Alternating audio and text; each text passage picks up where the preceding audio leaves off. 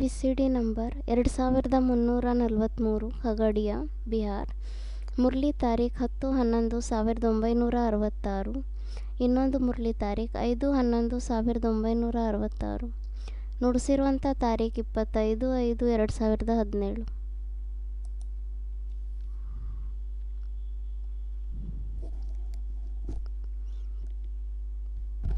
शंकर के लिए कहते हैं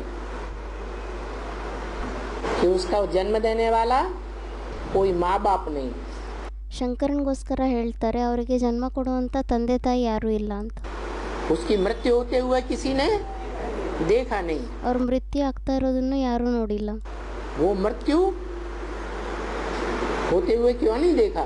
ಆ ಮೃತ್ಯು ಆಗ್ತಾ ಇರೋದನ್ನ ಯಾರು ಯಾಕೆ ನೋಡಿಲ್ಲ?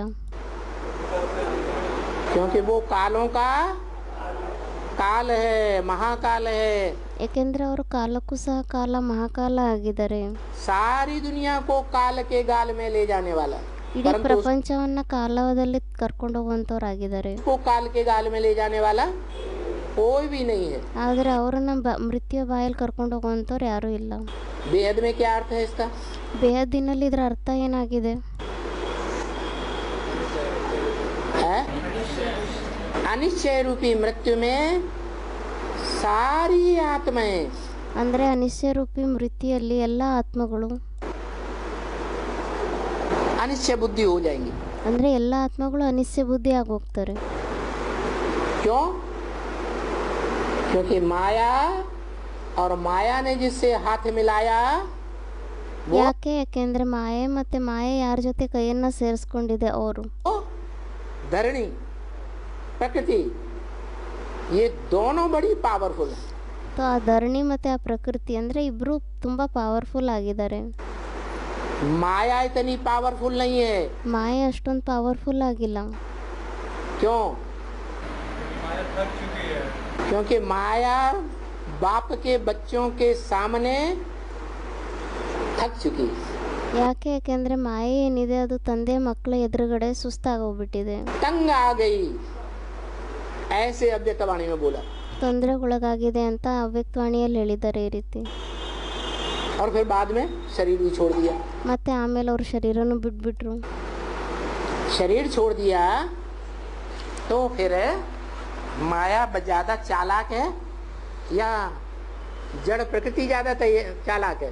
ಮತ್ತೆ ಶರೀರ ಬಿಟ್ಬಿಟ್ಟಿದೆ ಅಂದ್ರೆ ಮಾಯೆ ಜಾಸ್ತಿ ಶಕ್ತಿಶಾಲಿ ಆಗಿದೆನಾ ಅಥವಾ ಪ್ರಕೃತಿ ಜಾಸ್ತಿ ಶಕ್ತಿಶಾಲಿ ಆಗಿದೆನಾ? माया ज्यादा चालाक है. ಮಾಯೆ ತುಂಬಾ ಜಾಸ್ತಿ ಚಾಲಾಕ ಆಗಿದೆ. तो माया बेटी जो है वो बाप की बेटी है ना. ಮತ್ತೆ ಬಾಬಾ ಹೇಳ್ತಾರೆ ಮಾಯಾ ಬೇಟಿ ಯಾರಿದ್ದಾರೆ? ಅವ್ರ ತಂದೆ ಮಗಳಾಗಿದ್ದಾರೆ ಅಲ್ವಾ? है माया क्या है? बाप की बेटी है. ಮಾಯೆ ಏನಾಗಿದೆ? ತಂದೆ ಮಗಳಾಗಿದೆ. तो जो बाप की बेटी है ज्यादा चालाक होने की वजह से ಮತ್ತೆ ಯಾರು ತಂದೆ ಮಗಳಾಗಿದ್ದಾರೆ ಅವ್ರು ಜಾಸ್ತಿ ಚಾಲಾಕ ಆಗಿರೋ ಕಾರಣದಿಂದ उसने ये युक्ति निकाली ಅವರು ಈ ಯುಕ್ತಿಯನ್ನ ತೆಗೆದಿದ್ದಾರೆ. ಏನಂತ? कि जो बहुत पावरफुल रचना है ಅಂದ್ರೆ ಯಾರು ತುಂಬಾ ಜಾಸ್ತಿ ಪವರ್ಫುಲ್ ರಚನೆ ಆಗಿದ್ದಾರೆ, प्रकृति पति की, भगवान की, ಭಗವಂತ ಯಾರಿದ್ದಾರೆ ಪ್ರಕೃತಿಪತಿ ಅವರ ರಚನೆ ಆಗಿದ್ದಾರೆ, उसको हाथ में ले लो. ಮತ್ತೆ ಅವ್ರನ್ನ ಕೈಯಲ್ಲಿ ತಗೊಂಡ್ಬಿಡ್ತಾರೆ. तो उसने जो पृथ्वी जिसमें 5 तत्व विराजमान है, ಮತ್ತೆ ಆ ಪೃಥ್ವಿ ಏನಿದೆ ಯಾವುದರಲ್ಲಿ 5 ತತ್ವಗಳು ವಿರಾಜಮಾನ ಆಗಿದೆ. मुख्य तत्व है पृथ्वी. ಅದರಲ್ಲಿ ಮುಖ್ಯ ತತ್ವ ಆಗಿದೆ ಪೃಥ್ವಿ, धरणी माता. ಅಂದ್ರೆ ಧರಣಿ ಮಾತಾ ಆಗಿದೆ. उससे हाथ मिला लिया. धरणी माता कौन? ಮತ್ತೆ ಆ ಧರಣಿ ಮಾತಾ ಯಾರಿದ್ದಾರೆ? ಅವ್ರ ಜೊತೆ ಇವರು ಕೈಯನ್ನ ಸೇರಿಸ್ಕೊಂಡ್ಬಿಟ್ಟಿದ್ದಾರೆ. जगत की अम्बा. ಜಗದಂಬ ಆಗಿದ್ದಾರೆ. उससे हाथ मिलाने के बाद प्रकृति और माया दोनों मिलकर के इतने पावरफुल हो जाते हैं. ಮತ್ತೆ ಅವ್ರ ಜೊತೆ ಕೈ ಸೇರಿಸ್ಕೊಂಡ ನಂತರ ಪ್ರಕೃತಿ ಮತ್ತೆ ಮಾಯಾ ಇಬ್ರು ಅಷ್ಟು ಜಾಸ್ತಿ ಪವರ್ಫುಲ್ ಆಗೋಗ್ತಾರೆ कि सारी दुनिया पर राज्य करते हैं. ಅವರು ಇಡೀ ಪ್ರಪಂಚದ ಮೇಲೇನೆ ರಾಜ್ಯ ಮಾಡ್ತಾರೆ. क्या? जो सिखों में आज भी गायन है, राज करेगा खालसा। ಅದಕ್ಕೋಸ್ಕರ ಸಿಖ್ ಧರ್ಮದಲ್ಲಿ ಇವಾಗೂ ಸಹ ಗಾಯನ ಇದೆ ಏನಂತ, ಯಾರು ಖಾಲಿಸ್ ಆಗಿರ್ತಾರೆ ಅಂದರೆ ಪವಿತ್ರರಾಗಿರ್ತಾರೆ ಅವರೇ ರಾಜ್ಯವನ್ನು ಮಾಡ್ತಾರೆ ಅಂತ. वो धरणी जब बहुत तामसी बन जाती है ಆ ಭೂಮಿ ಯಾವಾಗ ತುಂಬ ಜಾಸ್ತಿ ತಾಮಸಿ ಆಗೋಗುತ್ತೆ, तो महाकाली का रूप धारण करके ಅವಾಗ ಅವರು ಮಹಾಕಾಲಿ ರೂಪವನ್ನು ಧಾರಣೆ ಮಾಡ್ಕೊಂಡ್ಬಿಟ್ಟು सारे असुरों का खात्मा कर देती है। ಇಡೀ ಅಸುರರ ನಾಶವನ್ನು ಮಾಡಿಬಿಡ್ತಾರೆ, राक्षसी वृत्ति वालों का। ಅಂದರೆ ಯಾರು ರಾಕ್ಷಸಿ ವೃತ್ತಿ ಉಳ್ಳುವಂಥವರಾಗಿದ್ದಾರೆ ಅವ್ರ ನಾಶ ಮಾಡ್ತಾರೆ.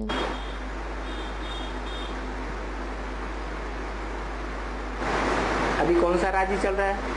ಮತ್ತು ಇವಾಗ ಯಾವ ರಾಜ್ಯ ನಡೀತಾ ಇದೆ? रावण राज्य यथा राजा तथा प्रजा। ರಾವಣ ರಾಜ್ಯದಲ್ಲಿ ಯಥಾ ರಾಜ ತಥಾ ಪ್ರಜೆಗಳು. तो सभी रावण राज्य में हैं ಮತ್ತು ಎಲ್ಲರೂ ರಾವಣ ರಾಜ್ಯದಲ್ಲಿದ್ದಾರಾ या रावण राज्य से कोई बाहर है? ಅಥವಾ ಯಾರಾದರೂ ರಾವಣ ರಾಜ್ಯದಿಂದ ಹೊರಗಡೆ ಇದ್ದಾರಾ?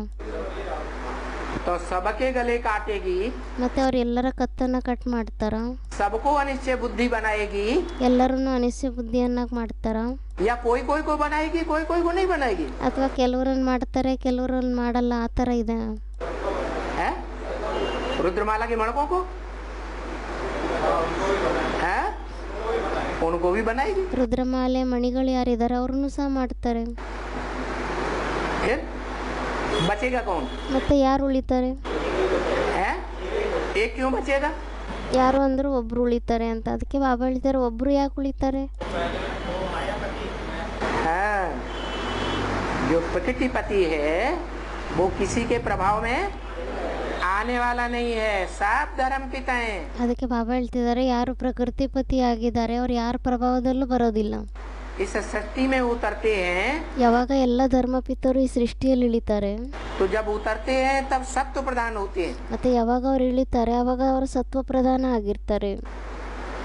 लेकिन जिसमें प्रवेश करते हैं ಆದರೆ ಅವ್ರು ಯಾರಲ್ಲಿ ಪ್ರವೇಶ ಮಾಡ್ತಾರೆ उसके संग के रंग में आकर नीचे गिरते हैं या नहीं गिरते हैं? ಅವರ ಸಂಜ್ಞ ರಂಗ್ನಲ್ಲಿ ಬಂದ್ಬಿಟ್ಟು ಕೆಳಗಡೆ ಬೀಳ್ತಾರೋ ಇಲ್ವೋ? प्रभावित होते हैं या नहीं होते हैं? ಅವರು ಪ್ರಭಾವಿತರಾಗ್ತಾರಾ ಇಲ್ವಾ? लेकिन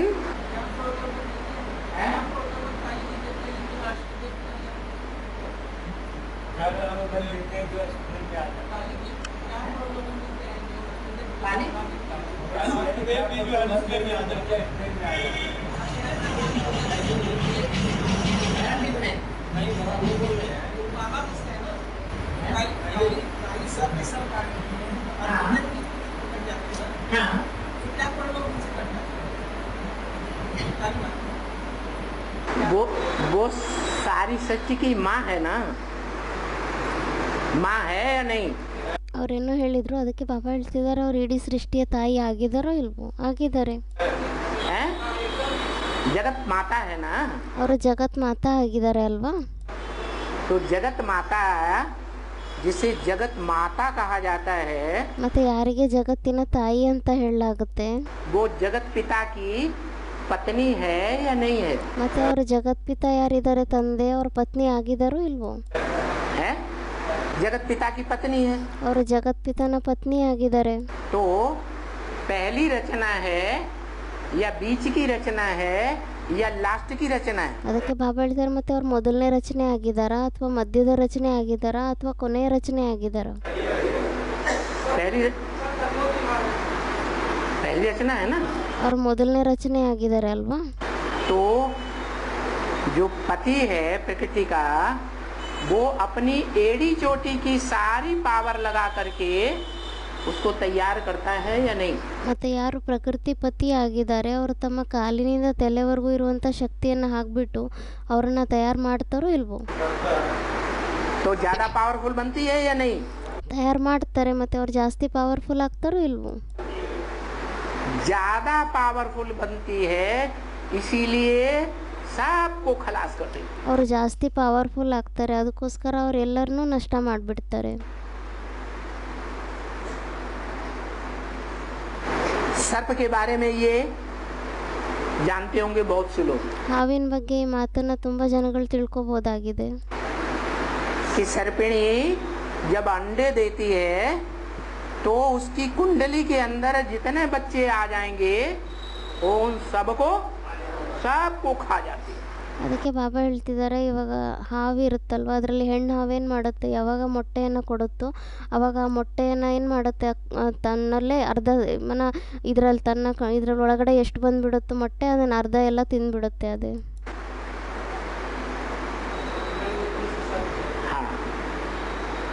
तो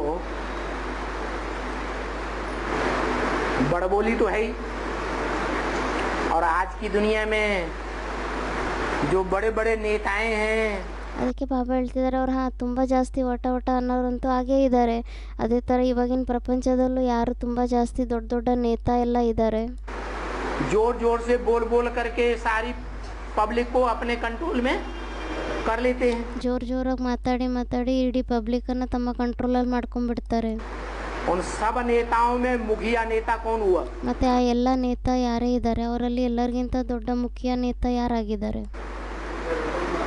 जगदम्बा. उससे ज्यादा लंबी जीभ वाला और कोई हो ही नहीं सकता. ಜಗದಂಬನೇ ಆಗಿದ್ದಾರೆ. ಅವ್ರಿಗಿಂತ ಉದ್ದ ನಾಲ್ಗೆ ಇರೋರು, ಅವ್ರಿಗಿಂತ ಜಾಸ್ತಿ ಉದ್ದ ನಾಲ್ಗೆ ಇರೋರಂತೂ ಬೇರೆ ಯಾರೂ ಇಲ್ಲ. सोई जो गाल बजावा. ಪಂಡಿತ ಸೋಯ್ ಜೋ ಗಾಲ್ ಬಜಾವ ಅಂದರೆ ಯಾರು ತುಂಬ ಜಾಸ್ತಿ ಒಟ ಅಂತ ಮಾತಾಡ್ತಾರೋ ಅವ್ರಿಗೆ ಪಂಡಿತರು ಅಂತ ಹೇಳಲಾಗುತ್ತೆ. ये कलयुगी दुनिया की रस्म है. ಅದಕ್ಕೆ ಬಾಬಾ ಹೇಳ್ತಿದ್ದಾರೆ, ಇದು ಕಲಿಯುಗಿ ಪ್ರಪಂಚದ ಸಿದ್ಧಾಂತಗಳಾಗಿದೆ. क्या लोग किसको पंडित समझते हैं? ಜನಗಳೆಲ್ಲ ಯಾರನ್ನ ಪಂಡಿತರು ಅಂತ ತಿಳ್ಕೊಂತಾರೆ? जो बहुत ज्यादा बोलने वाला हो उसको लोग समझते हैं ये बहुत पंडित है. ಯಾರು ತುಂಬ ಜಾಸ್ತಿ ಒಟ ಅಂತ ಮಾತಾಡೋರಾಗಿರ್ತಾರೆ ಅವರಿಗೆ ಜನಗಳು ತಿಳ್ಕೊಂತಾರೆ ಇವರು ತುಂಬ ಒಳ್ಳೆ ದೊಡ್ಡ ಪಂಡಿತರಾಗಿದ್ದಾರೆ ಅಂತ. और जो चुपचाप रहता है कम बोलता है ये बुद्धू है. ಯಾರು ಸುಮ್ಮನೆ ಇರ್ತಾರೆ, ಸ್ವಲ್ಪ ಕಡಿಮೆ ಮಾತಾಡ್ತಾರೆ, ಅವರಿಗೆ ಜನಗಳೇನು ತಿಳ್ಕೊತಾರೆ, ಇವರಂತೂ ಬುದ್ಧು ಆಗಿದ್ದಾರೆ, ಮೂರ್ಖರಾಗಿದ್ದಾರೆ ಅಂತ ತಿಳ್ಕೊತಾರೆ. तो कुछ नहीं जानता. ಇವರಿಗಂತೂ ಏನೂ ಗೊತ್ತೇ ಇಲ್ಲ ಅಂತ ಅನ್ಸುತ್ತೆ. तो सारी प्रकृति से सारे ही बच्चे प्रभावित हो जाते हैं. ಮತ್ತೆ ಆ ಪ್ರಕೃತಿಯಿಂದ ಎಲ್ಲ ಮಕ್ಕಳು ಪ್ರಭಾವಿತರಾಗೋಗ್ತಾರೆ. हिंदू हो, मुसलमान हो, सिख हो, ईसाई हो, ಹಿಂದೂ ಆಗಿರಲಿ, ಮುಸಲ್ಮಾನರಾಗಿರಲಿ, ಕ್ರಿಶ್ಚಿಯನ್ಸ್ ಆಗಿರಲಿ, ಸಿಖ್ ಆಗಿರಲಿ, सारे प्रभावित हो जाते हैं. माने ಎಲ್ಲರೂ ಪ್ರಭಾವಿತರಾಗೋಗ್ತಾರೆ. ಅಂದರೆ बाप से अनिश्चय बुद्धि हो जाते हैं. ಅಂದರೆ ಎಲ್ಲರೂ ತಂದೆಯಿಂದ ಅನಿಶ್ಚಯ ಬುದ್ಧಿ ಆಗೋಗ್ತಾರೆ. जो बाप से अनिश्चय बुद्धि होते हैं, ಯಾರು ತಂದೆಯಿಂದ ಅನಿಶ್ಚಯ ಬುದ್ಧಿ ಆಗ್ತಾರೆ, बाप के बड़े बड़े सहयोगी होते हैं. ತಂದೆಯ ದೊಡ್ಡ ಸಹಯೋಗಿಗಳಾಗಿರ್ತಾರೆ. उन सहयोगी रूपी भुजाओं को वो अपने कमर में बांध लेती है. ಆ ಸಹಯೋಗಿ ರೂಪಿ ಭುಜಗಳನ್ನು ಅವ್ರು ತಮ್ಮ ಸೊಂಟದಲ್ಲಿ ಕಟ್ಕೊಂಡ್ಬಿಡ್ತಾರೆ. क्या अपनी कमर की लज्जा बचाने के लिए क्या करती है? ಅವರು ತಮ್ಮ ಸೊಂಟದ ನಾಚಿಕೆಯನ್ನು ಉಳಿಸ್ಕೊಳ್ಳಿಕ್ಕೋಸ್ಕರ ಅವ್ರು ಏನು ಮಾಡ್ತಾರೆ? जो सहयोगी भुजाओं वाले बच्चे हैं, लंबी लंबी भुजाओं वाले, ಯಾರು ತಂದೆ ಸಹಯೋಗಿ ಮಕ್ಕಳಾಗಿರ್ತಾರೆ, ದೊಡ್ಡ ಸಹಯೋಗ ಕೊಡುವಂಥ ದೊಡ್ಡ ಕೈ ಉಳ್ಳುವಂಥ ಮಕ್ಕಳಾಗಿರ್ತಾರೆ. अर्जुन को दीर्घ बाहु कहा गया ना. ಅರ್ಜುನನ್ಗೆ ಹೇಳ್ತಾರೆ ಅಲ್ವಾ ದೀರ್ಘಬಾಹು ಅಂತ. तो बड़े बड़े सहयोगियों को अपने पक्ष में करके ಮತ್ತೆ ಅವರು ದೊಡ್ಡ ಸಹಯೋಗಿಗಳನ್ನು ತಮ್ಮ ಪಕ್ಷದಲ್ಲಿ ಮಾಡ್ಕೊಂಡ್ಬಿಟ್ಟು अपनी जो कमजोरी है उसको छुपा लेती है. ತಮ್ಮಲ್ಲೇನು ಕಡಿಮೆ ಇದೆ, ಕೊರತೆ ಇದೆ, ಅದನ್ನು ಅವ್ರು ಬಚ್ಚಿಟ್ಕೊಂಡ್ಬಿಡ್ತಾರೆ. और बाप को बदनाम कर देती है. ಮತ್ತೆ ತಂದೆ ಹೆಸರನ್ನ ಕೆಡಿಸ್ಬಿಡ್ತಾರೆ. क्या बाप को बदनाम कर देती है? किसके बीच? ಏನಂತ ಹೇಳಿದ್ರು, ತಂದೆಯನ್ನು ಅವರು ಹೆಸರು ಕೆಡಿಸ್ಬಿಡ್ತಾರೆ. ಯಾರ ಮಧ್ಯದಲ್ಲಿ? बच्चों के बीच. ಮಕ್ಕಳ ಮಧ್ಯದಲ್ಲಿ. तो कितने बच्चे हैं प्रकृति के? ಮತ್ತೆ ಪ್ರಕೃತಿಯ ಎಷ್ಟು ಮಕ್ಕಳಾಗಿದ್ದಾರೆ?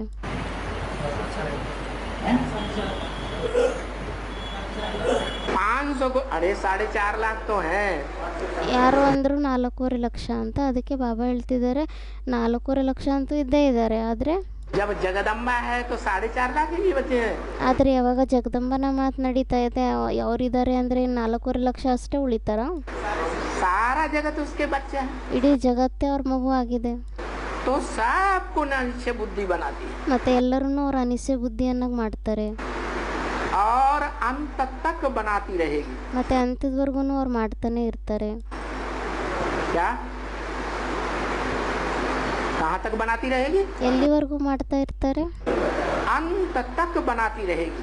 ಅಂತ್ಯದವರೆಗೂ ಮಾಡ್ತಾ ಇರ್ತಾರೆ. अभी तो शूटिंग हो रही है, ಈಗಂತೂ ಶೂಟಿಂಗ್ ಆಗ್ತಾ ಇದೆ, रिहर्सल हो रही है। ರಿಹರ್ಸಲ್ ನಡೀತಾ ಇದೆ. इस रिहर्सल के लिए शास्त्रों में लिखा है ಈ ರಿಹರ್ಸಲಿಗೋಸ್ಕರ ಶಾಸ್ತ್ರಗಳಲ್ಲಿ ಬರೆದಿದ್ದಾರೆ कि ब्रह्मा ने 4 बार ब्राह्मणों की दुनिया की सृष्टि रची। ಬ್ರಹ್ಮ 4 ಸತಿ ಬ್ರಾಹ್ಮಣರ ಸೃಷ್ಟಿಯನ್ನು ರಚನೆ ಮಾಡ್ತಾರೆ. लेकिन 3 बार पसंद नहीं आई ಆದರೆ 3 ಸತಿ ಅವ್ರಿಗೆ ಇಷ್ಟನೇ ಆಗಲಿಲ್ಲ. और तीनों बार उस सृष्टि को नष्ट कर दिया। ಮತ್ತೆ 3 ಸತಿ ಆ ಸೃಷ್ಟಿಯನ್ನು ನಷ್ಟ ಮಾಡಿಬಿಟ್ರು. शूटिंग होती है, देखने में आता है। ಮತ್ತೆ ಅದರದ್ದು ಸಹ ಶೂಟಿಂಗ್ ಆಗುತ್ತೆ, ಈ ರೀತಿ ನೋಡ್ಲಿಕ್ಕೆ ಕಾಣಿಸುತ್ತೆ. ओम मंडली जो ब्राह्मणों की सृष्टि रची गई, ಓಂ ಮಂಡಲಿ ಏನು ಬ್ರಾಹ್ಮಣರ ಸೃಷ್ಟಿಯನ್ನು ರಚನೆ ಮಾಡಲಾಗಿತ್ತು, वो 36-37 में रची गई ಅದಂತೂ 36-37ರಲ್ಲಿ ರಚನೆ ಮಾಡಲಾಗಿತ್ತು. और 42-45 के बीच में ध्वस्त हो गई। हुई या नहीं हुई? ಮತ್ತು ಆ ರಚನೆ ಮಾಡಿರೋ ಸೃಷ್ಟಿ ಏನಿದೆ ಅದು 42-45ನೇ ಇಸ್ವಿ ಮಧ್ಯದಲ್ಲಿ ನಷ್ಟ ಆಗೋಯ್ತು. हुई या नहीं हुई? ಆಯಿತೋ ಇಲ್ವೋ? फिर दूसरी सृष्टि रची ಮತ್ತೆ ಎರಡನೇ ಸೃಷ್ಟಿಯನ್ನು ರಚನೆ ಮಾಡಿದರು सन 47 में। 47ನೇ ಇಸ್ವಿಯಲ್ಲಿ. पहली सृष्टि नेस्त नाबूद हो गई ओम मंडली, और दूसरी सृष्टि का नाम पड़ा ब्रह्मा कुमारी ईश्वरीय विश्वविद्यालय। तो ಮೊದಲನೇ ಸೃಷ್ಟಿ ಏನಿದೆ ಅದು ನಾಶ ಆಗೋಯ್ತು, ಓಂ ಮಂಡಲಿ ಅಂತ ಏನು ಸ್ಥಾಪನೆ ಆಗಿತ್ತು ಅದು. ಆಮೇಲೆ 47ನೇ ಇಸ್ವಿಯಲ್ಲಿ ಇನ್ನೊಂದು ಸೃಷ್ಟಿ ಏನು ರಚನೆ ಆಯಿತು, ಎರಡನೇ ಸೃಷ್ಟಿ, ಅದರ ಹೆಸರು ಏನಂತ ಬಿತ್ತು, ಬ್ರಹ್ಮಕುಮಾರಿ ಈಶ್ವರೀಯ ವಿಶ್ವವಿದ್ಯಾಲಯ ಅಂತ ಹೆಸರು ಬಂತು. ब्राह्मणों की सृष्टि थी ना, ಅದು ಸಹ ಬ್ರಾಹ್ಮಣರ ಸೃಷ್ಟಿ ಆಗಿತ್ತು ಅಲ್ವಾ. वो सृष्टि भी ब्रह्मा बाबा के शरीर छोड़ने के बाद ಆ ಸೃಷ್ಟಿನೂ ಸಹ ಬ್ರಹ್ಮ ಬಾಬಾ ಶರೀರ ಬಿಟ್ಟ ನಂತರ विघटन होना शुरू हो गई। ವಿಘಟನೆ ಆಗಲಿಕ್ಕೆ ಆರಂಭ ಆಗೋಯ್ತು. प्रूफ मुरली में दिया। ಅದರದ್ದು ಸಹ ಪ್ರೂಫ್ ಕೊಟ್ಟಿದ್ದಾರೆ ಮುರಳಿಗಳಲ್ಲಿ. द्वापर युग से जब और धर्म आते हैं, धर्म पिताएं आते हैं, ದ್ವಾಪರ ಯುಗದಿಂದ ಯಾವಾಗ ಬೇರೆ ಬೇರೆ ಧರ್ಮಗಳು ಬರ್ತಾರೆ ಮತ್ತೆ ಧರ್ಮಪಿತರು ಬರ್ತಾರೆ, तो अपना अपना प्रोविंस अलग अलग कर लेते हैं। ಅವಾಗ ಅವರು ತಮ್ಮ ತಮ್ಮ ಪ್ರಾವಿನ್ಸನ್ನು ಬೇರೆ ಬೇರೆ ಮಾಡ್ಕೊಂಡ್ಬಿಡ್ತಾರೆ. अरब देश अलग हो गया, ಅರಬ್ ದೇಶನೇ ಬೇರೆ ಆಗೋಗುತ್ತೆ, भारत देश अलग हो गया। ಭಾರತ ದೇಶ ಬೇರೆ ಆಗೋಗುತ್ತೆ. ऐसे ही ब्रह्मा बाबा के शरीर छोड़ने के बाद ಅದೇ ರೀತಿ ಬ್ರಹ್ಮ ಬಾಬಾ ಶರೀರ ಬಿಟ್ಟ ನಂತರ ब्रह्मा कुमारियों ने, जो ब्रह्मा बाबा के समय में सारे देश के सेंटर्स का संचालन माउंट आबू से होता था, ಅಂದರೆ ಬ್ರಹ್ಮ ಬಾಬಾ ಹೋದ ನಂತರನೂ ಸಹ ಇಡೀ ಬ್ರಹ್ಮಕುಮಾರಿ ಸೆಂಟರ್ಗಳು ಏನೇ ಇದೆ ಅದರ ಸಂಚಾಲನೆ ಏನಿದೆ ಅದು ಮೌಂಟ್ ಆಬುಯಿಂದನೇ ಆಗ್ತಾ ಇತ್ತು. वो ब्रह्मा कुमारियां आपस में भिड़ गई और उन्होंने अपने अपने जोन अलग अलग कर दिए। ಆಮೇಲೆ ಬ್ರಹ್ಮ ಬಾಬಾ ಶರೀರ ಬಿಟ್ಟು ಹೋದ ನಂತರ ಏನಾಯಿತು, ಬ್ರಹ್ಮಕುಮಾರ್ ಕುಮಾರಿಯರೆಲ್ಲ ಪರಸ್ಪರದಲ್ಲಿ ಜಗಳ ಆಡಿಕೊಂಡು ಗಲಾಟೆ ಮಾಡಿಕೊಂಡು ತಮ್ಮ ತಮ್ಮ ಝೋನ್ಗಳನ್ನು ಪ್ರಾವಿನ್ಸ್ ಬೇರೆ ಬೇರೆ ಮಾಡ್ಕೊಂಡ್ಬಿಟ್ರು, जोनल इंचार्ज बन गए। ಝೋನಲ್ಲಿ ಇನ್ಚಾರ್ಜ್ಗಳಾಗೋಗ್ಬಿಟ್ರು. यज्ञ की हिस्ट्री उठा के देख लो। ಬೇಕಾದರೆ ಯಜ್ಞದ ಹಿಸ್ಟ್ರಿನ ತಗೊಂಡ್ಬಿಟ್ಟು ನೋಡಿ.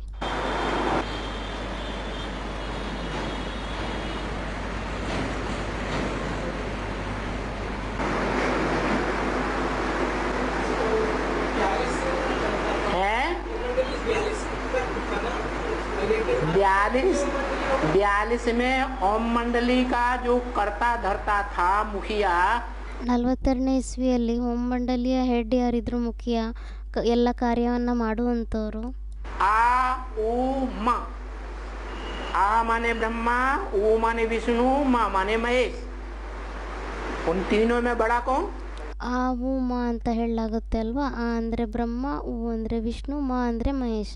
ತೋ ಅದಕ್ಕೆ ಬಾಬಾ ಹೇಳ್ತಾರೆ, ಮತ್ತು ಇಲ್ಲಿ 3 ಜನರಲ್ಲಿ ದೊಡ್ಡವ್ರು ಯಾರಾದರು? महेश जो करता धरता था उसकी लाश भी गुम कर दी। ಯಾರು ಮಹೇಶ್ ಆಗಿದ್ದಾರೆ, ಎಲ್ಲ ಮಾಡುವಂಥವ್ರು, ಜವಾಬ್ದಾರಿಯನ್ನು ತೊಗೊಳೋವಂಥವ್ರು ಯಾರಾಗಿದ್ರು ಅವ್ರದ್ದು ಹೆಣನೂ ಸಹ ಕಳ್ದಾಕ್ಬಿಡ್ತಾರೆ. खड़ा खलास हो गया। ಅಂದರೆ ಅವ್ರು ನಷ್ಟ ಆಗೋಗ್ಬಿಟ್ರು ಅಂತ. तो जब मुखिया ही चला गया तो ओम मंडली रहेगी। ಮತ್ತೆ ಬಾಬಾ ಹೇಳ್ತಾರೆ ಯಾವಾಗ ಯಾರು ಹೆಡ್ ಇದ್ದಾರೆ ಮುಖ್ಯ ಅವರೇ ಹೊರಟೋಗ್ಬಿಟ್ರು ಅಂದರೆ ಮತ್ತೆ ಓಮಂಡಲಿ ಇರುತ್ತಾ?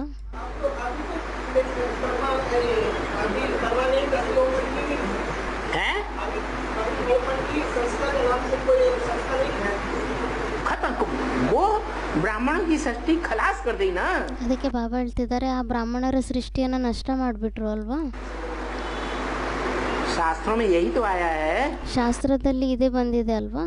कि ब्राह्मणों की 3 सृष्टि रची गई ಬ್ರಾಹ್ಮಣರ 3 ಸೃಷ್ಟಿಯನ್ನು ರಚನೆ ಮಾಡಲಾಗಿದೆ ಅಂತ. जो खलास कर दी, पसंद नहीं आई। ಅದು ಇಷ್ಟ ಆಗಲಿಲ್ಲ, ಆವಾಗ ಮತ್ತೆ ಅದನ್ನು ನಷ್ಟ ಮಾಡಿಬಿಟ್ರು. दूसरी सृष्टि रची सन 47 में ಎರಡನೇ ಸೃಷ್ಟಿಯನ್ನು ಸ್ಥಾಪನೆ ಮಾಡಿದ್ರು 47ನೇ ಇಸ್ವಿಯಲ್ಲಿ. ब्रह्मा के द्वारा ब्रह्मा कुमारी विद्यालय। ಬ್ರಹ್ಮನ ಮುಖಾಂತರ ಬ್ರಹ್ಮಕುಮಾರಿ ವಿದ್ಯಾಲಯ ಅಂತ ರಚನೆ ಮಾಡಿದ್ರು. वो 69 में शरीर छूट गया। ಅವರಂತೂ 69ನೇ ಇಸ್ವಿಯಲ್ಲಿ ಶರೀರ ಬಿಟ್ಬಿಟ್ರು ಬ್ರಹ್ಮ ಬಾಬಂದು. तो विघटन शुरू हो गया, रिजल्ट सामने आया। ಮತ್ತೆ ಆವಾಗ ವಿಘಟನೆ ಆರಂಭ ಆಗೋಗ್ಬಿಡ್ತು. ಬ್ರಹ್ಮ ಬಾಬಾ ಶರೀರ ಬಿಟ್ಬಿಟ್ರು. ಮತ್ತೆ ಅದ್ರ ರಿಸಲ್ಟ್ ಏನಾಯ್ತು? ಎದುರುಗಡೆ ಏನು ಬಂತು?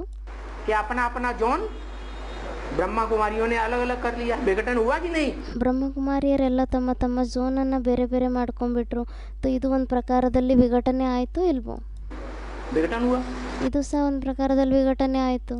वो विघटन उसकी लास्ट स्टेज जो है ಮತ್ತೆ ಆ ವಿಘಟನೆ ಏನಿದೆ ಅದರ ಲಾಸ್ಟ್ ಸ್ಟೇಜ್ ಏನಿದೆ उसकी भी घोषणा मुरली में कर दी। ಅದ್ರದ್ದು ಸಹ ಘೋಷಣೆಯನ್ನು ಮುರಳಿಯಲ್ಲಿ ಮಾಡಿಬಿಟ್ಟಿದ್ದಾರೆ. क्या 10 वर्ष में पुरानी दुनिया का विनाश ಏನಂತ ಮಾಡಿಬಿಟ್ಟಿದ್ದಾರೆ? 10 ವರ್ಷದಲ್ಲಿ ಹಳೆ ಪ್ರಪಂಚದ ವಿನಾಶ और नई दुनिया की स्थापना हो जाएगी। ಮತ್ತೆ ಹೊಸ ಪ್ರಪಂಚದ ಸ್ಥಾಪನೆ ಆಗೋಗ್ಬಿಡುತ್ತೆ. 66 की मुरली में बोला। 66ನೇ ಇಸ್ವಿಯ ಮುರಳಿಯಲ್ಲಿ ಹೇಳಿದ್ದಾರೆ. तो 76 में क्या हुआ? ब्राह्मणों की दुनिया में ब्रह्मा कुमारी ईश्वरीय विश्वविद्यालय विघटन को प्राप्त होने लगा। ಮತ್ತೆ 76ನೇ ಇಸ್ವಿಯಲ್ಲಿ ಏನಾಯ್ತು? ಬ್ರಾಹ್ಮಣರ ಪ್ರಪಂಚದಲ್ಲಿ ಬ್ರಹ್ಮಕುಮಾರಿ ಈಶ್ವರಿ ವಿಶ್ವವಿದ್ಯಾಲಯ ಅಂತ ಏನಿತ್ತು ಅದರದ್ದು ಸಹ ವಿಘಟನೆ ಆಗಲಿಕ್ಕೆ ಆರಂಭ ಆಗೋಗ್ಬಿಡ್ತು. और एडवांस पार्टी शुरू हो गई। ಮತ್ತೆ ಆವಾಗಿನಿಂದ ಅಡ್ವಾನ್ಸ್ ಪಾರ್ಟಿ ಅನ್ನೋದು ಆರಂಭ ಆಗೋಯ್ತು. क्या मुखिया भी प्रत्यक्ष हो गया। ಏನಂತ ಹೇಳಿದ್ರು? ಹೆಡ್ ಯಾರಿದ್ದಾರೆ ಅವರು ಸಹ ಪ್ರತ್ಯಕ್ಷ ಆಗ್ಬಿಟ್ರು. बाप का प्रत्यक्षता वर्ष मनाया गया ತಂದೆಯ ಪ್ರತ್ಯಕ್ಷತಾ ವರ್ಷವನ್ನು ಆಚರಿಸಲಾಗಿತ್ತು सन 76 को। तो मनुष्य सृष्टि का बाप कौन? 76ನೇ ಇಸ್ವಿಗೆ. ಅದಕ್ಕೆ ಬಾಬಾ ಹೇಳ್ತಿದ್ದಾರೆ ಮತ್ತೆ ಮನುಷ್ಯ ಸೃಷ್ಟಿಯ ತಂದೆ ಯಾರಾಗಿದ್ದಾರೆ? वही जगत पिता। ಅವರೇ ಆಗಿದ್ದಾರೆ ಜಗತ್ಪಿತ. उसके प्रत्यक्ष होने पर कैसे प्रत्यक्ष होना? ಅವ್ರ ಪ್ರತ್ಯಕ್ಷ ಆದಾಗ ಯಾವ ರೀತಿ ಪ್ರತ್ಯಕ್ಷ ಆಗೋ ಮಾತು? आप मुए मर गई दुनिया। ಆಪ್ ಮುಯೇ ಮರ್ ಗई ದುನಿಯಾ ಅಂತ ಹೇಳ್ತಾರೆ ಅಲ್ವಾ? उस पुरानी ब्राह्मणों की सृष्टि से उसने अपना मोह तोड़ लिया। ಆ ಹಳೆ ಬ್ರಾಹ್ಮಣರ ಸೃಷ್ಟಿಯಿಂದ ಅವರು ತಮ್ಮ ಮೋಹವನ್ನು ನಷ್ಟ ಮಾಡ್ಕೊಂಡ್ಬಿಡ್ತಾರೆ. जैसे कि पुरानी दुनिया खलास हो गई, ಆವಾಗ ಒಂದು ಪ್ರಕಾರದಲ್ಲಿ ಹಳೆ ಪ್ರಪಂಚ ನಷ್ಟ ಆಗೋಗ್ಬಿಡುತ್ತೆ. ब्राह्मणों की दुनिया खलास हुई ಬ್ರಾಹ್ಮಣರ ಪ್ರಪಂಚ ನಷ್ಟ ಆಗುತ್ತೆ. और नई दुनिया ब्राह्मणों की एडवांस पार्टी शुरू हो गई। ಮತ್ತೆ ಬ್ರಾಹ್ಮಣರ ಹೊಸ ಪ್ರಪಂಚ ಏನಿದೆ ಅಡ್ವಾನ್ಸ್ ಪಾರ್ಟಿ ಅದು ಆರಂಭ ಆಗೋಗುತ್ತೆ. जिसे रुद्र वत्सों की दुनिया कहें। ಅದಕ್ಕೆ ರುದ್ರ ಮಕ್ಕಳ ಪ್ರಪಂಚ ಅಂತ ಹೇಳಲಾಗುತ್ತೆ.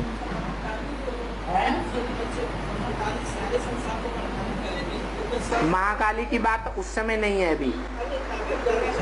अभी अभी प्रसंगांतर न करो, दूसरी बात चल रही है ना। ಇನ್ನು ಹೇಳ್ತಾ ಇದ್ದಾರೆ ಅವರು. ಅದಕ್ಕೆ ಬಾಬಾ ಹೇಳ್ತಿದ್ದಾರೆ ಆ ಸಮಯದಲ್ಲಿ ಮಹಾಕಾಳಿಯ ಮಾತು ಇರೋದಿಲ್ಲ. ಇವಾಗ ಬೇರೆ ಮಾತು ನಡೀತಾ ಇದೆ ಟಾಪಿಕ್ಕು. ಅದಕ್ಕೆ ನೀವು ಅದನ್ನು ಪ್ರಸಂಗವನ್ನು ಬದಲಾವಣೆ ಮಾಡಬೇಡಿ ಅಂತ ಹೇಳ್ತಾ ಇದ್ದಾರೆ ಬಾಬಾ. तो ये तीसरी बार सृष्टि हुई शुरू। ಮತ್ತೆ ಆವಾಗ ಇದು 3ನೇ ಸೃಷ್ಟಿ ಆರಂಭ ಆಗುತ್ತೆ ब्रह्मा द्वारा। और दूसरी बार रची हुई सृष्टि खलास हो गई। ಮತ್ತು ಅದು ಮೊದಲನೇ ಸತಿ ಮಾಡಿದ್ದಾಗಿತ್ತು ಬ್ರಹ್ಮನ ಮುಖಾಂತರ. ಅದರ ನಂತರ ಎರಡನೇ ಸೃಷ್ಟಿ ಏನು ಸ್ಥಾಪನೆ ಮಾಡಿದ್ರು ಅದು ಸಹ ಮುಗ್ದೋಗ್ಬಿಡುತ್ತೆ. खलास हुई या नहीं हुई? ಅದು ಸಹ ನಷ್ಟ ಆಗುತ್ತೋ ಇಲ್ವೋ? हुई। ಅದು ಸಹ ನಷ್ಟ ಆಗೋಗ್ಬಿಡುತ್ತೆ.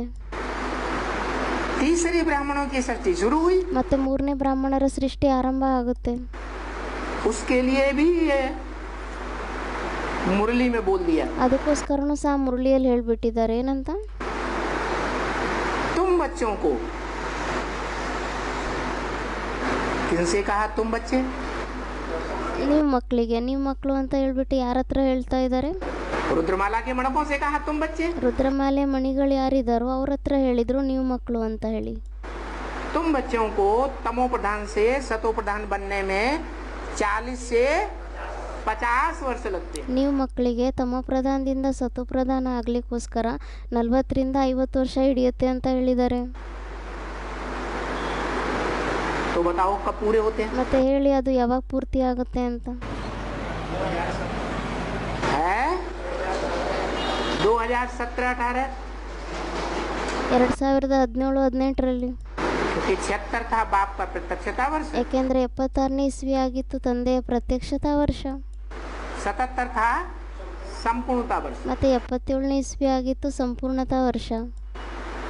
तो 2017-18 ಮತ್ತೆ 2017-18ರ ಮಾತು. जो टाइम है वो है तीसरी जो ब्राह्मणों की सृष्टि रची गई, ಮತ್ತೆ ಆ ಟೈಮ್ ಏನಾಗಿದೆ, ಮೂರನೇ ಸತಿ ಬ್ರಾಹ್ಮಣರ ಸೃಷ್ಟಿಯನ್ನ ಏನು ರಚನೆ ಮಾಡಲಾಗಿತ್ತು वो भी खलास। ಅದು ಸಹ ನಷ್ಟ ಆಗೋಗ್ಬಿಡುತ್ತೆ. अभी टाइम चल रहा है, ಇವಾಗ ಟೈಮ್ ನಡೀತಾ ಇದೆ.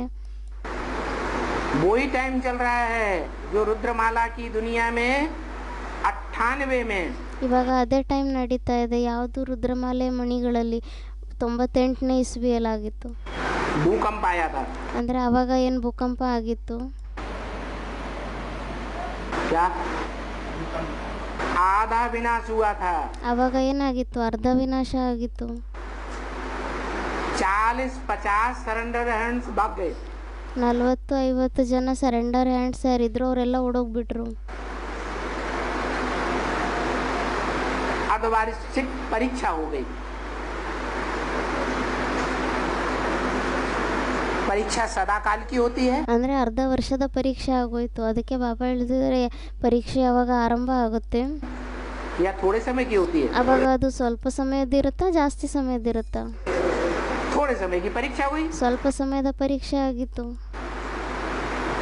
भागने वाले भाग गए, ಓಡೋಗುವಂಥವ್ರು ಓಡೋಗ್ಬಿಟ್ರು. परीक्षा हो गई, ठहरने वाले ठहर गए। ಪರೀಕ್ಷೆ ಆಗೋಗ್ಬಿಡ್ತು, ಮತ್ತೆ ಉಳ್ಕೊಳ್ಳೋಂಥವ್ರು ಉಳ್ಕೊಂಡ್ಬಿಟ್ರು. द्वापर के अंत में क्या होता है? ದ್ವಾಪರ ಯುಗದ ಅಂತ್ಯದಲ್ಲಿ ಏನಾಗುತ್ತೆ? ब्राह्मण। वो त्रेता के अंत में क्या होता है? द्वापर की शुरुआत में ತ್ರೇತಾಯುಗದ ಅಂತ್ಯ ಮತ್ತು ದ್ವಾಪರ ಯುಗದ ಆರಂಭದಲ್ಲಿ ಬ್ರಾಡ್ ರಾಮದಲ್ಲಿ ಏನಾಗುತ್ತೆ? आधा विनाश होता है। ಅರ್ಧ ವಿನಾಶ ಆಗುತ್ತೆ. तो शूटिंग हुई कि नहीं? ಮತ್ತೆ ಶೂಟಿಂಗ್ ಆಯಿತು ಇಲ್ವೋ? बीज रूप आत्माओं की दुनिया में ಬೀಜರೂಪ ಆತ್ಮಗಳ ಪ್ರಪಂಚದಲ್ಲಿ ऐसे ही जब ये शूटिंग हुई, ಅದೇ ರೀತಿ ಯಾವಾಗ ಈ ಶೂಟಿಂಗ್ ಆಗುತ್ತೆ उस समय तिथि तारीख देखी जाए, ಆ 15 अगस्त ಮತ್ತು ಆ ಸಮಯದಲ್ಲಿ ಒಂದು ವೇಳೆ ತಿಥಿ ತಾರೀಖನ್ನು ನೋಡಿದರೆ ಬರುತ್ತೆ ಏನು? ಆಗಸ್ಟ್ 15ನೇ ತಾರೀಕು जन्माष्टमी का दिन था। ಜನ್ಮಾಷ್ಟಮಿಯ ದಿನ ಆಗಿರುತ್ತೆ. जिसके लिए शास्त्रों में लिखा है ಅದಕ್ಕೋಸ್ಕರ ಶಾಸ್ತ್ರಗಳಲ್ಲೂ ಸಹ ಬರೆದಿದ್ದಾರೆ कि कृष्ण भगवान ने गीता कब सुनाई? ಕೃಷ್ಣ ಭಗವಂತ ಯಾರಿದ್ದಾರೆ ಅವರು ಗೀತೆಯನ್ನು ಯಾವಾಗ ಹೇಳಿದ್ದು? महाभारत युद्ध कब हुआ? ಮಹಾಭಾರತ ಯುದ್ಧ ಯಾವಾಗ ಆಯಿತು? द्वापर के आदि में, द्वापर के अंत में? ದ್ವಾಪರ ಯುಗದ ಆದಿಯಲ್ಲ ಅಥವಾ ದ್ವಾಪರ ಯುಗದ ಅಂತ್ಯದಲ್ಲ? द्वापर के अंत में। ದ್ವಾಪರ ಯುಗದ ಅಂತ್ಯದಲ್ಲಿ. तो महाभारत युद्ध हुआ और कृष्ण के द्वारा कराया गया। ಮತ್ತೆ ಈ ಮಹಾಭಾರತ ಯುದ್ಧ ಆಯಿತು ಮತ್ತೆ ಅದು ಕೃಷ್ಣನ ಮುಖಾಂತರ ಮಾಡಿಸಲಾಗಿತ್ತು. तो कृष्ण का जन्म भी हुआ होगा? ಮತ್ತೆ ಆವಾಗ ಕೃಷ್ಣನ ಜನ್ಮನೂ ಆಗಿರ್ಬೋದು.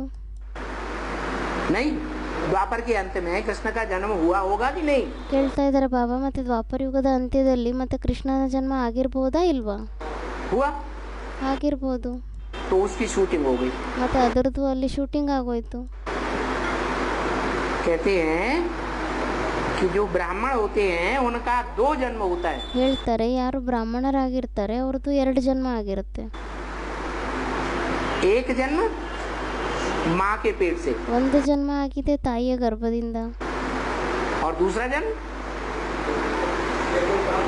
जब यज्ञोपवीत धारण करते हैं. ಮತ್ತೆ 2ನೇ ಜನ್ಮ ಯಾವಾಗ ಆಗುತ್ತೆ? ಯಾವಾಗ ಯಜ್ಞೋಪವೀತವನ್ನ ಧಾರಣೆ ಮಾಡ್ಕೊಂತಾರೆ, ज्ञान के 3 सूत्र धारण करते हैं. ಜ್ಞಾನದ 3 ಸೂತ್ರಗಳನ್ನ ಧಾರಣೆ ಮಾಡ್ಕೊಂತಾರೆ. 3 सूत्र कौन से? ಆ 3 ಸೂತ್ರಗಳು ಯಾವ್ಯಾವ್ದಾಗಿದೆ? ब्रह्मा का सूत्र, विष्णु का ज्ञान सूत्र, ಬ್ರಹ್ಮನ ಜ್ಞಾನ ಸೂತ್ರ, ಮತ್ತೆ ವಿಷ್ಣುವಿನ ಜ್ಞಾನ ಸೂತ್ರ, ಮತ್ತೆ शंकर का ज्ञान सूत्र, ಮತ್ತೆ ಇನ್ನೊಂದಾಗಿದೆ ಶಂಕರನ ಜ್ಞಾನ ಸೂತ್ರ. जिसे कहते हैं त्रिमूर्ति रोड. ಅದಕ್ಕೆ ಹೇಳಲಾಗುತ್ತೆ ತ್ರಿಮೂರ್ತಿ ರೋಡ್. रोड माने रास्ता, ರೋಡ್ ಅಂದ್ರೇನೆ ದಾರಿ. त्रिमूर्ति हाउस को ತ್ರಿಮೂರ್ತಿ ಹೌಸ್ ಅಂತಾನೂ ಹೇಳಲಾಗುತ್ತೆ.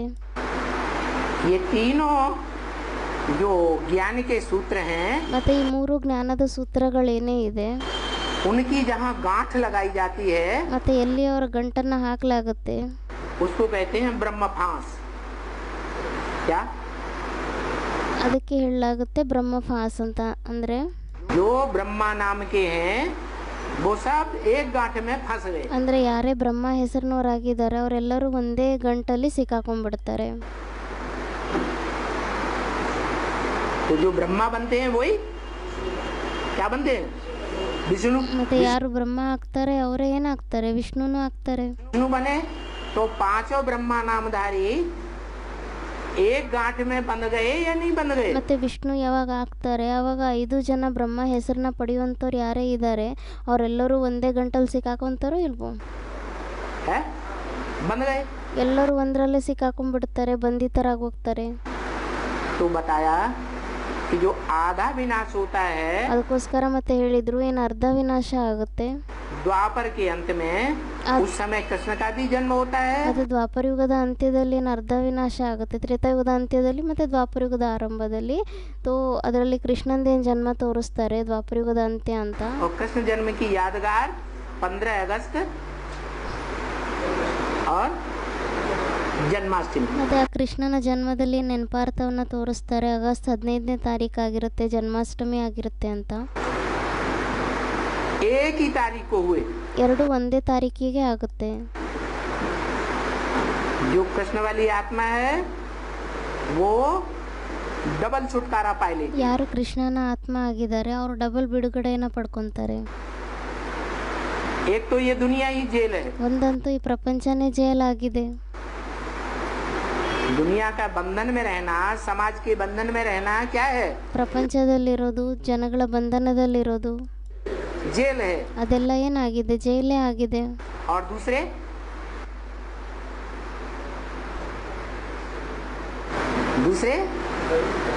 हैं?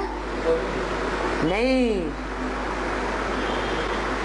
जो अज्ञानता का बंधन है ಮತ್ತೆ ಇನ್ನೊಂದೇನಾಗಿದೆ? ಇನ್ನೊಂದಾಗಿದೆ ಏನು ಅಜ್ಞಾನತೆಯ ಬಂಧನ ಅನ್ನೋದೇನಿದೆ उससे भी मुक्त हो जाती है. ಅದರಿಂದನೂ ಮುಕ್ತರಾಗೋಗ್ತಾರೆ. ज्ञान गर्भ कहते हैं ना, तो ज्ञान गर्भ से जब बाहर आई ಜ್ಞಾನ ಗರ್ಭ ಅಂತ ಹೇಳ್ತಾರೆ ಅಲ್ವಾ, ಮತ್ತೆ ಯಾವಾಗ ಅವರು ಆ ಜ್ಞಾನ ಗರ್ಭದಿಂದ ಹೊರಗಡೆ ಬರ್ತಾರೆ तो जन्म हुआ. ಅವಾಗ ಅವ್ರದ್ದು ಜನ್ಮ ಆಗುತ್ತೆ. बाहर की दुनिया से भी मुक्त ಹೊರಗಡೆ ಪ್ರಪಂಚದಿಂದನೂ ಮುಕ್ತರಾಗ್ತಾರೆ. और अंदर के संकल्पों के संघर्ष से भी मुक्त. ಮತ್ತೆ ಒಳಗಡೆ ಸಂಘರ್ಷ ಏನಿದೆ, ಸಂಕಲ್ಪಗಳ ಸಂಘರ್ಷ, ಅದರಿಂದನೂ ಮುಕ್ತರಾಗ್ತಾರೆ. माने पक्का निश्चय बैठता है. ಅಂದ್ರೆ ಪಕ್ಕ ನಿಶ್ಚಯ ಕುತ್ಕೊಂಡ್ಬಿಡುತ್ತೆ. जन्म माने पक्का निश्चय बुद्धि. ಜನ್ಮ ಅಂದ್ರೇನೆ ಪಕ್ಕ ನಿಶ್ಚಯ ಬುದ್ಧಿ. और दुनिया के बंधन से मुक्त माना ಮತ್ತೆ ಪ್ರಪಂಚದ ಬಂಧನದಿಂದ ಮುಕ್ತರಾಗೋದು ಅಂದ್ರೆ पहले समाज के अंदर प्रत्यक्ष थी ಮೊದಲು ಪ್ರಪಂಚದ ಒಳಗಡೆ, ಸಮಾಜದ ಎದುರುಗಡೆ ಪ್ರತ್ಯಕ್ಷ ಆಗಿದ್ರು. तो बंधन था. ಅವಾಗ ಬಂಧನ ಇತ್ತು. फिर बाद में क्या होता है, जो दुनियावी समाज है ಮತ್ತೆ ಆಮೇಲೆ ಏನಾಗುತ್ತೆ, ಪ್ರಪಂಚದ ಸಮಾಜ ಅನ್ನೋದೇನಿದೆ उसकी दृष्टि से ओझल हो जाती है, ಅವ್ರ ದೃಷ್ಟಿಯಿಂದ ಅದೃಶ್ಯ ಆಗೋಗ್ತಾರ, या समाज के सामने प्रत्यक्ष रहती है। ಅಥವಾ ಸಮಾಜದ ಎದುರುಗಡೆ ಪ್ರತ್ಯಕ್ಷ ಆಗಿರ್ತಾರ। जो अव्यक्त वाणी में बोला, ಅದಕ್ಕೋಸ್ಕರ ಅವ್ಯಕ್ತವಾಣಿಯಲ್ಲೂ ಸಹ ಹೇಳಿದ್ದಾರೆ, दुनिया कहती है कि ब्रह्मा कुमारियों के बाबा गुप्त हो गए। ಪ್ರಪಂಚದವ್ರು ಹೇಳ್ತಾರೆ ಏನಂತ, ಬ್ರಹ್ಮಕುಮಾರಿಯವರ ಬಾಬಾ ಏನಿದ್ದಾರೆ ಅವ್ರು ಗುಪ್ತ ಆಗ್ಬಿಟ್ಟಿದ್ದಾರೆ ಅಂತ। और बाप कहते हैं बच्चों के सामने बाप दादा जब चाहे गुप्त नहीं है, प्रत्यक्ष है। ಆದ್ರೆ ಬಾಬ್ದಾದ ಹೇಳ್ತಾರೆ ಏನಂತ, ಬಾಬ್ದಾದ ಏನಿದ್ದಾರೆ ತಂದೆ, ಅವ್ರ ಮಕ್ಳ ಎದುರುಗಡೆ ಗುಪ್ತ ಆಗಿಲ್ಲ, ಯಾವಾಗ ಬೇಕೋ ಅವಾಗ ಅವರು ಪ್ರತ್ಯಕ್ಷ ಆಗಿದ್ದಾರೆ। तो बच्चों के सामने प्रत्यक्ष हो गए, ಮತ್ತೆ ಮಕ್ಳ ಎದುರುಗಡೆ ಪ್ರತ್ಯಕ್ಷ ಆಗ್ಬಿಟ್ಟಿದ್ದಾರೆ।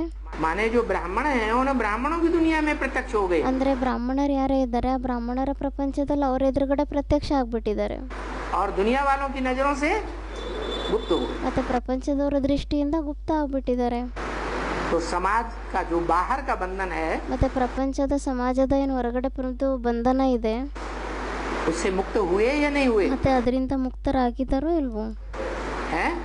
और अज्ञान के बंधन से भी मुक्त हो गए अगर निश्चय बुद्धि है पक्का। ಮತ್ತೆ ಒಂದ್ ವೇಳೆ ಪಕ್ಕಾ ನಿಶ್ಚಯ ಬುದ್ಧಿ ಆಗಿದ್ದಾರೆ ಅಂದ್ರೆ ಅಜ್ಞಾನದ ಬಂಧನದಿಂದನೂ ಮುಕ್ತರಾಗ್ಬಿಟ್ಟಿದ್ದಾರೆ। तो इस तरह पहला जन्म हुआ ब्राह्मण का। ಮತ್ತೆ ಈ ರೀತಿ ಮೊದಲನೇ ಜನ್ಮ ಆಗಿದೆ ಬ್ರಾಹ್ಮಣರದು।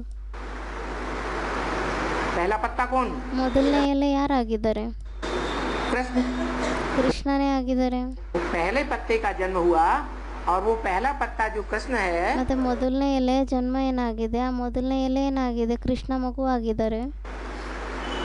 तो संगम युग में अकेला पार्ट बजाता है ಮತ್ತೆ ಅವರು ಸಂಗಮ ಯುಗದಲ್ಲಿ ಒಂಟಿಯಾಗಿ ಪಾತ್ರವನ್ನ ಮಾಡ್ತಾರ, या किसी आत्मा के साथ साथ पार्ट बजाता ಅಥವಾ ಯಾವುದೇ ಆತ್ಮದ ಜೊತೆಯಲ್ಲಿ ಪಾತ್ರವನ್ನ ಮಾಡ್ತಾರ? है? किसके साथ?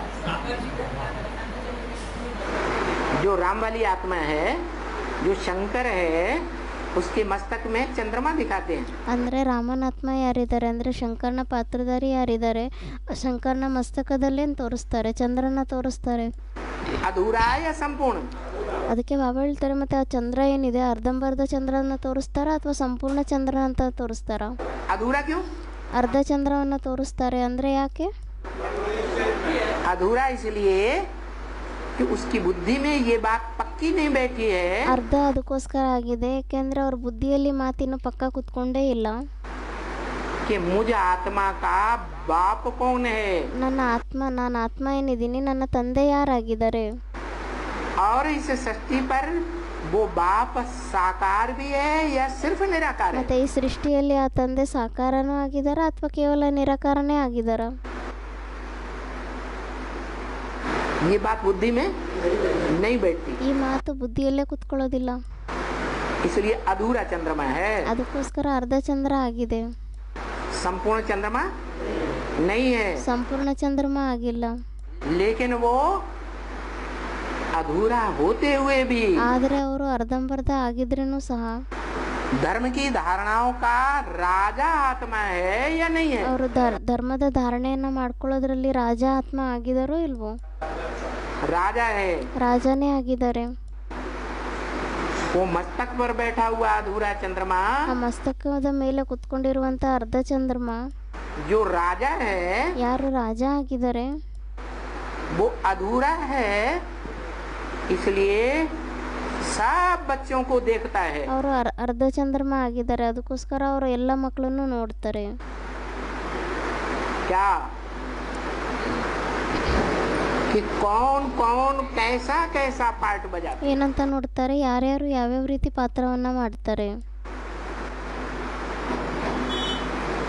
उसकी नजर में सब कुछ है, ಅವ್ರ ದೃಷ್ಟಿಯಲ್ಲಿ ಎಲ್ಲ ಇದೆ। साकार में था तो नजर इतनी तीखी नहीं थी क्योंकि साकार शरीर का बंधन था। ಸಾಕಾರದಲ್ಲಿ ಯಾವಾಗಿದ್ರು ಅವಾಗ ಅವ್ರ ದೃಷ್ಟಿ ಅಷ್ಟು ತೀಕ್ಷ್ಣವಾಗಿರ್ಲಿಲ್ಲ, ಯಾಕೆಂದ್ರೆ ಸಾಕಾರ ಶರೀರದ ಬಂಧನ ಇತ್ತು। और अभी साकार शरीर का बंधन नहीं है, ಆದರೆ ಇವಾಗ ಸಾಕಾರ ಶರೀರದ ಬಂಧನನೇ ಇಲ್ಲ. तो वो आत्मा सब कुछ देखती है, ಅದಕ್ಕೋಸ್ಕರ ಮತ್ತೆ ಆ ಆತ್ಮ ಎಲ್ಲ ನೋಡುತ್ತೆ. लेकिन धर्मराज के रूप में अभी प्रत्यक्ष नहीं है. ಆದರೆ ಧರ್ಮರಾಜನ ರೂಪದಲ್ಲಿ ಇವಾಗ ಇನ್ನು ಪ್ರತ್ಯಕ್ಷ ಆಗಿಲ್ಲ. कभी तो संपूर्ण बनेगी, ಅವ್ರು ಯಾವಾಗಾದ್ರೂ ಸಂಪೂರ್ಣ ಆಗ್ತಾರೆ ಅಲ್ವಾ? नहीं बनेगी. ಹೇಳ್ತಾ ಇದ್ದಾರೆ ಬಾಬಾ, ಆಗೋದಿಲ್ವಾ ಸಂಪೂರ್ಣ? जब संपूर्ण बनेगी तो वो आत्मा धर्मराज का रूप धारण कर लेती है. ಮತ್ತೆ ಯಾವಾಗ ಅವ್ರು ಸಂಪೂರ್ಣ ಆಗ್ತಾರೋ ಅವಾಗ ಆತ್ಮ ಧರ್ಮರಾಜನ ರೂಪವನ್ನ ಧಾರಣೆ ಮಾಡ್ಕೊಂಡ್ಬಿಡ್ತಾರೆ. वो धर्मराज का रूप ब्रह्मा वाली कृष्ण वाली आत्मा, ಮತ್ತೆ ಆ ಧರ್ಮರಾಜನ ರೂಪ ಏನಿದೆ ಬ್ರಹ್ಮನ ಆತ್ಮ ಅಂತ ಹೇಳಿ ಅಥವಾ ಕೃಷ್ಣನ ಆತ್ಮ ಅಂತ ಹೇಳಿ ಅವರು ऐसा रूप धारण करती है भयंकर, ಅವರು ಆ ರೀತಿ ಭಯಂಕರವಾಗಿರುವಂತ ರೂಪವನ್ನ ಧಾರಣೆ ಮಾಡ್ಕೊಂತಾರೆ कि जो बच्चे नहीं सुधरना चाहते हैं, नहीं सुधरते हैं, गांठ बांध ली है, ಯಾವ ಮಕ್ಕಳು ಸುಧಾರಣೆ ಆಗ್ಲಿಕ್ಕೆ ಇಷ್ಟನೇ ಪಡೋದಿಲ್ಲ, ಸಂಕಲ್ಪ ಇಟ್ಕೊಂಡ್ಬಿಟ್ಟಿದ್ದಾರೆ ನಾವು ಸುಧಾರಣೆ ಆಗೋದೇ ಇಲ್ಲ ಅಂತ ಗಂಟು ಹಾಕೊಂಡ್ಬಿಟ್ಟಿದ್ದಾರೆ, उनको भी सुधरना ही पड़ता है. ಅವ್ರಿಗೂ ಸಹ ಅಂಥವ್ರಿಗೂ ಸಹ ಸುಧಾರಣೆ ಆಗ್ಲೇಬೇಕಾಗುತ್ತೆ. एक एक की खामी को जानती है. ಒಬ್ಬೊಬ್ಬರಲ್ಲಿರುವಂತ ಕಡಿಮೆಯನ್ನ ತಿಳ್ಕೊಂಡಿದ್ದಾರೆ. वही आत्मा जिसने बहुत सहन किया था माता के रूप में, ಇರೋದಂತೂ ಅದೇ ಆತ್ಮ ಆಗಿದ್ದಾರೆ, ಯಾರು ತಾಯಿಯ ರೂಪದಲ್ಲಿ ತುಂಬಾ ಜಾಸ್ತಿ ಸಹನೆ ಮಾಡ್ಕೊಂಡಿದ್ರು. क्या नहीं किया था, सहन किया. ಮಾಡಿರ್ಲಿಲ್ವಾ? ಮಾಡ್ಕೊಂಡಿದ್ರು, ತುಂಬಾ ಸಹನೆ ಮಾಡಿದ್ರು. सहन किसी बच्चे को कराया नहीं, ಅವ್ರು ಯಾವುದೇ ಮಕ್ಕಳನ್ನ ಸಹನೆ ಮಾಡಿಸಿಲ್ಲ, ಸ್ವಯಂ ಸಹನೆ ಮಾಡ್ಕೊಂಡ್ರು. स्वयं किया. दूसरों से आशा नहीं की कि करो या न करो. ಬೇರೆಯವ್ರ ಮೇಲೆ ಅವ್ರು ಆಸೆ ಇಟ್ಕೊಳ್ಳಿಲ್ಲ, ಇವು ಸಹನೆ ಮಾಡಲಿ, ಮಾಡ್ಕೋಬಾರ್ದು ಅಥವಾ ಮಾಡ್ಕೋಬೇಕು ಅಂತ. ಏನೇ ಇದ್ರು ಅವ್ರು ಸ್ವಯಂ ಮಾಡಿದ್ರು. वही आत्मा जिसने इतना सहन किया ಮತ್ತೆ ಅದೇ ಆತ್ಮ ಯಾರು ಇಷ್ಟೊಂದು ಜಾಸ್ತಿ ಸಹನೆ ಮಾಡ್ಕೊಂತಾರೆ कि प्राणों की भी आहुति दे दी. ಅವರು ತಮ್ಮ ಪ್ರಾಣವನ್ನು ಸಹ ಆಹುತಿ ಹಾಕ್ಬಿಟ್ರು. उसका हिसाब किताब कब पूरा होगा उन बच्चों से? ಮತ್ತೆ ಆ ಲೆಕ್ಕಾಚಾರ ಏನಿದೆ ಆ ಮಕ್ಕಳ ಜೊತೆಯಲ್ಲಿ ಅದು ಯಾವಾಗ ಪೂರ್ತಿ ಆಗುತ್ತೆ? हिसाब किताब पूरा होगा या नहीं होगा? ಅವ್ರದ್ದು ಆ ಲೆಕ್ಕಾಚಾರ ಪೂರ್ತಿ ಆಗುತ್ತೋ ಇಲ್ವೋ? तो वो धर्मराज बन करके सारा हिसाब, ಮತ್ತೆ ಅವರು ಧರ್ಮರಾಜ ಆಗ್ಬಿಟ್ಟು ಎಲ್ಲ ಲೆಕ್ಕವನ್ನ, चाहे बेसिक नॉलेज के बच्चे हों चाहे एडवांस नॉलेज के बच्चे हों, ಅಲ್ಲಿ ಅವ್ರು ಬೇಸಿಕ್ ನಾಲೆಜಿನ ಮಕ್ಕಳೇ ಆಗಿರಲಿ ಅಥವಾ ಅಡ್ವಾನ್ಸ್ ನಾಲೆಜಿನ ಮಕ್ಕಳೇ ಆಗಿರಲಿ, सबसे अपना हिसाब किताब पूरा करते हैं. ಎಲ್ಲರ ಜೊತೆನೂ ತಮ್ಮ ಲೆಕ್ಕಾಚಾರವನ್ನು ಅವ್ರು ಪೂರ್ತಿ ಮಾಡ್ಕೊತಾರೆ. बाकी बाप तो प्यार का सागर है, ಬಾಕಿ ತಂದೆ ಅಂತೂ ಪ್ರೀತಿಯ ಸಾಗರ ಆಗಿದ್ದಾರೆ. धर्मराज मार का सागर है. ಧರ್ಮರಾಜ ಅಂತೂ ಹೊಡೆತ ಮಾಡುವಂತ ಸಾಗರ ಆಗಿದ್ದಾರೆ. जो मुरली में बोला तुम बच्चे अभी मेरी बात नहीं मानेंगे, ಅದಕ್ಕೋಸ್ಕರ ಮುರಳಿಯಲ್ಲಿ ಹೇಳಿದ್ದಾರೆ, ನೀವು ಮಕ್ಕಳು ಒಂದ್ ವೇಳೆ ನನ್ನ ಮಾತನ್ನ ಕೇಳಲಿಲ್ಲ ಇವಾಗ ಅಂದ್ರೆ तो धर्मराज तुमको बहुत तंग करेंगे. ಮತ್ತೆ ಧರ್ಮರಾಜ ನಿಮ್ಗೆ ತುಂಬಾ ತೊಂದರೆಯನ್ನ ಕೊಡ್ತಾನೆ ಅಂತ. तो वो आत्मा संपूर्ण बनती है ಮತ್ತೆ ಆ ಆತ್ಮ ಸಂಪೂರ್ಣ ಆಗ್ತಾರ. जो मुरली में बोला है, बाप का जन्म और बच्चे का जन्म इकट्ठा है. ಅದಕ್ಕೋಸ್ಕರ ಮುರಳಿಯಲ್ಲಿ ಹೇಳಿದ್ದಾರೆ ಏನಂತ, ತಂದೆ ಜನ್ಮ ಮತ್ತೆ ಮಕ್ಕಳ ಜನ್ಮ ಒಟ್ಟಿಗೆ ಇದೆ ಅಂತ. अलग अलग है या एक साथ है? ಒಟ್ಟಿಗೆ ಇದೆನಾ ಅಥವಾ ಬೇರೆ ಬೇರೆ ಇದೆನಾ? एक साथ है. ಒಟ್ಟಿಗೆ ಇದೆ. वो टाइम कौन सा है? हाँ, महाशिवरात्रि तो है. ಮತ್ತೆ ಆ ಟೈಮ್ ಯಾವುದಾಗಿದೆ? ಯಾರು ಅಂದರು ಮಹಾಶಿವರಾತ್ರಿಯಲ್ಲಿ ಅಂತ. ಅದಕ್ಕೆ ಬಾಬಾ ಹೇಳ್ತಿದ್ದಾರೆ, ಹಾ ಮಹಾಶಿವರಾತ್ರಿ ಅಂತೂ ಆಗಿದೆ, लेकिन कौन सा टाइम है? ಆದ್ರೆ ಆ ಟೈಮ್ ಯಾವುದಾಗಿದೆ? हाँ, तो साकार में जो आत्मा है, राम वाली आत्मा, जिसमें वो चंद्रमा प्रवेश है, ಮತ್ತೆ ಆ ಸಾಕಾರ ರಾಮನಾತ್ಮ ಯಾರಿದ್ದಾರೆ, ಯಾರಲ್ಲಿ ಆ ಚಂದ್ರನ ಆತ್ಮ ಪ್ರವೇಶ ಮಾಡಿದ್ದಾರೆ, वो चंद्रमा और राम वाली आत्मा दोनों मिलकर के एक साथ प्रत्यक्ष होते ಆ ಚಂದ್ರನ ಆತ್ಮ ಮತ್ತೆ ಆ ರಾಮನ ಆತ್ಮ ಅವರಿಬ್ಬರೂ ಸೇರ್ಬಿಟ್ಟು ಒಟ್ಟಿಗೆ ಪ್ರತ್ಯಕ್ಷ ಆಗ್ತಾರೆ.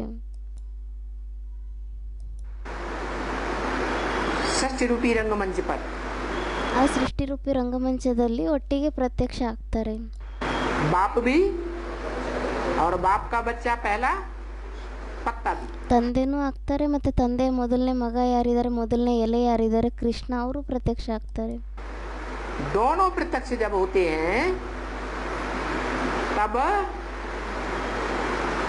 ब्राह्मणों की तीसरी सृष्टि का विनाश होता है.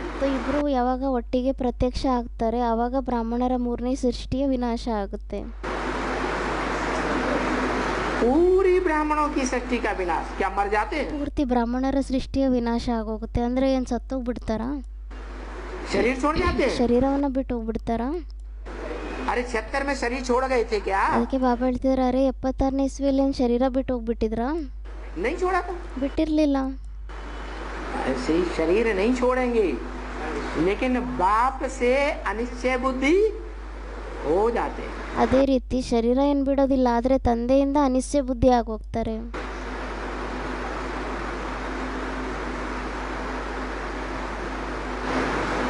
ऐसी माया कड़ी परीक्षा लेगी फाइनल पेपर में. ಮತ್ತೆ ಮಾಯೆ ಈ ರೀತಿ ಕಠಿಣವಾಗಿರುವಂಥ ಫೈನಲ್ ಪರೀಕ್ಷೆಯನ್ನು ತಗೊಳುತ್ತೆ ಕೊನೆಯಲ್ಲಿ.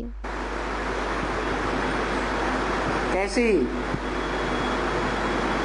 जैसी अर्ध विनाश में 98 में 40-50 ಯಾವ ರೀತಿ ಅರ್ಧ ವಿನಾಶ ಯಾವಾಗ ಆಗಿತ್ತು 98ನೇ ಇಸ್ವಿಯಲ್ಲಿ, ಅವಾಗ 40-50 ಜನ सरेंडर बच्चों के साथ परीक्षा हुई. ಸರೆಂಡರ್ ಮಕ್ಕಳು ಯಾರಾಗಿದ್ರು ಅವ್ರ ಜೊತೆ ಪರೀಕ್ಷೆ ಆಗಿತ್ತು. और वो अनिश्चय बुद्धि होकर के भाग गए. ಮತ್ತೆ ಅವರು ಅನಿಶ್ಚಯ ಬುದ್ಧಿ ಆಗ್ಬಿಟ್ಟು ಓಡೋಗ್ಬಿಟ್ರು. तो रुद्रमाला के आधे मण के अगर भाग जाएं ಮತ್ತೆ ರುದ್ರಮಾಲೆಯ ಅರ್ಧ ಮಣಿಗಳು ಒಂದು ವೇಳೆ ಓಡೋಗ್ಬಿಟ್ರೆ तो क्या पूरे अनिश्चय बुद्धि नहीं हो सकते? ಮತ್ತೆ ಪೂರ್ತಿ ಅನಿಶ್ಚಯ ಬುದ್ಧಿ ಆಗ್ಲಿಕ್ಕೆ ಆಗಲ್ವಾ? है? सारा समाज अपोजिशन में खड़ा हो जाए. ಇಡೀ ಸಮಾಜನೇ ಅಪೋಸಿಷನ್ ಅಲ್ಲಿ ನಿಂತ್ಕೊಂಡ್ಬಿಡುತ್ತೆ.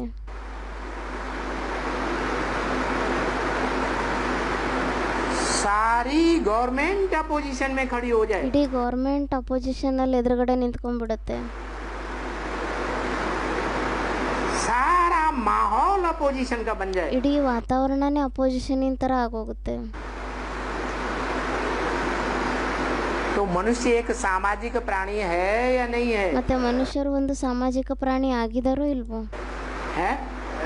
बिना समाज के रह सकता है? ಅವ್ರ ಸಮಾಜ ಇಲ್ಲದೆ ಇರ್ಲಿಕ್ಕೆ ಆಗುತ್ತಾ? इसलिए सबको महाकाली अनिश्चय बुद्धि बनाती है. ಅದಕ್ಕೋಸ್ಕರ ಎಲ್ಲರಿಗೂ ಮಹಾಕಾಲಿ ಅನಿಶ್ಚಯ ಬುದ್ಧಿಯನ್ನಾಗಿ ಮಾಡಿಬಿಡುತ್ತೆ.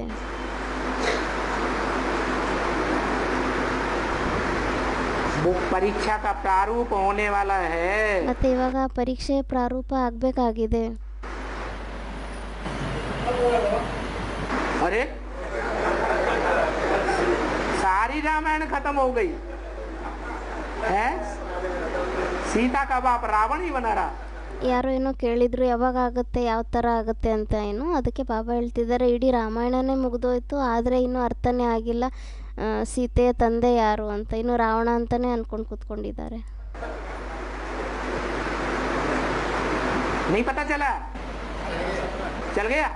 ಗೊತ್ತಾಗ್ಲಿಲ್ವಾ ಅಂದ್ರು. ಯಾರು ಅಂದ್ರು ಇಲ್ಲ ಗೊತ್ತಾಯ್ತು ಅಂತ. ಅದಕ್ಕೆ ಬಾಬಾ ಹೇಳ್ತಾರೆ चलो.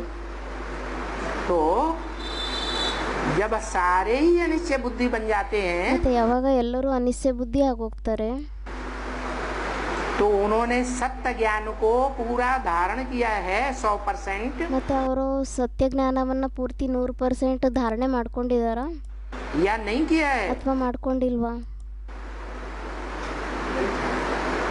जो सत्य बाप का सत्य ज्ञान है, सत्य ಅಂದ್ರೆ ಸತ್ಯ ತಂದೆಯ ಸತ್ಯ ಜ್ಞಾನ ಏನಿದೆ, से ज्ञान कहा जाता है, जानकारी. ಆ ಸತ್ಯ ಏನಿದೆ ಅದಕ್ಕೆ ಜ್ಞಾನ ಅಂತ ಹೇಳಲಾಗುತ್ತೆ, ಅಂದ್ರೆ ತಿಳುವಳಿಕೆಗೆ. वो धारण किया ಅದನ್ನ ಧಾರಣೆ ಮಾಡ್ಕೊಂಡಿದಾರ? है? नहीं धारण किया. ಅದನ್ನ ಧಾರಣೆನೇ ಮಾಡ್ಕೊಂಡಿಲ್ಲ. ज्ञान की पूरी धारणा न होने के कारण ही समस्याओं से मुकाबला नहीं कर सकते. ಜ್ಞಾನದ ಪೂರ್ತಿ ಧಾರಣೆಯನ್ನ ಮಾಡ್ಕೊಂಡೇ ಇಲ್ಲ ಜ್ಞಾನವನ್ನ. ಅದಕ್ಕೋಸ್ಕರ ಅವರು ಸಮಸ್ಯೆಗಳನ್ನ ಎದುರಿಸುವಂತ ಶಕ್ತಿ ಅವರಲ್ಲಿ ಇರೋದಿಲ್ಲ. और माया के फाइनल पेपर में फेल हो जाते हैं। ಮತ್ತು ಅಂಥವ್ರು ಮಾಯೆ ಫೈನಲ್ ಪೇಪರ್ನಲ್ಲಿ ಫೇಲ್ ಆಗೋಗ್ತಾರೆ. ये 3 ब्राह्मणों की सृष्टि जो है नष्ट होती है। ಮತ್ತು ಈ 3 ಬ್ರಾಹ್ಮಣರ ಸೃಷ್ಟಿ ಏನಿದೆ ಇದು ನಷ್ಟ ಆಗುತ್ತೆ. चौथी बार सृष्टि का विनाश नहीं हुआ। 4ನೇ ಸತಿ ಸೃಷ್ಟಿಯ ವಿನಾಶ ಆಗಲಿಲ್ಲ. क्योंकि तीसरी बार जो विनाश हुआ वो दूसरी बार जो विनाश हुआ 76 में, ಯಾಕೆಂದ್ರೆ 2ನೇ ಸತಿ ಏನು ವಿನಾಶ ಆಯಿತು 76ನೇ ಇಸ್ವಿಯಲ್ಲಿ, उसमें 2 ही आत्माएं निकलती है। ಅದರಲ್ಲಿ 2 ಆತ್ಮಗಳು ತಯಾರಾಗ್ತಾರೆ. जिनके निकलने के बाद टू लेट का बोर्ड बता दिया। ಅವ್ರು ತಯಾರಾದ್ಮೇಲೆ ಟೂ ಲೇಟಿನ ಬೋರ್ಡ್ ಆಯಿತು ಅಂತ ಹೇಳಿಬಿಟ್ರು. क्या 10 वर्ष में पुरानी दुनिया का विनाश, 10 ವರ್ಷದಲ್ಲಿ ಹಳೆ ಪ್ರಪಂಚದ ವಿನಾಶ, नई दुनिया में नई दुनिया की स्थापना होगी ಮತ್ತೆ ಹೊಸ ಪ್ರಪಂಚದ ಸ್ಥಾಪನೆ ಆಗುತ್ತೆ, और टू लेट का बोर्ड लग जाएगा। ಮತ್ತೆ ಟೂ ಲೇಟಿನ ಬೋರ್ಡ್ ಆಗೋಗ್ಬಿಡುತ್ತೆ.